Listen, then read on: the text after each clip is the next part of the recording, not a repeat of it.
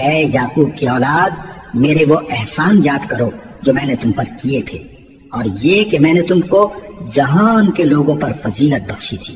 اور اس دن سے ڈرو جب کوئی کسی کے کچھ بھی کام نہ آئے، اور نہ کسی کی سفارش منظور کی جائے، اور نہ کسی سے کسی طرح کا بدلہ قبول کیا جائے، اور نہ لوگ کسی اور طرح مدد حاصل کر سکیں۔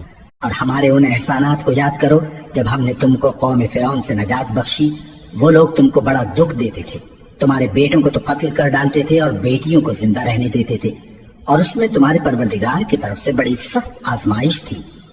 اور جب ہم نے تمہارے لیے سمندر کو پھاڑ دیا، پھر تم کو تو نجات دی اور فرعون کی قوم کو غرق کر دیا، اور تم دیکھ رہے تھے۔ اور جب ہم نے موسیٰ سے 40 رات کا وعدہ کیا تو تم نے ان کے پیچھے بچڑے کو معبود مقرر کر لیا، اور تم ظلم کر رہے تھے۔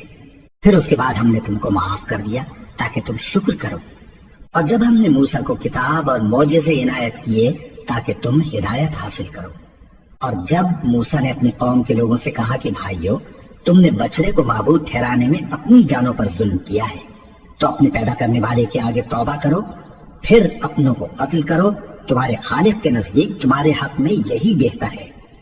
پھر اس نے تمہارا قصور معاف کر دیا، وہ بے شک بڑا معاف کرنے والا ہے، بڑا مہربان ہے۔ اور جب تم نے موسیٰ سے کہا کہ موسیٰ، جب تک ہم اللہ کو سامنے نہ دیکھ لیں گے تم پر ایمان نہیں لائیں گے، تو تم کو بجلی نے آ گھیرا اور تم دیکھ رہے تھے۔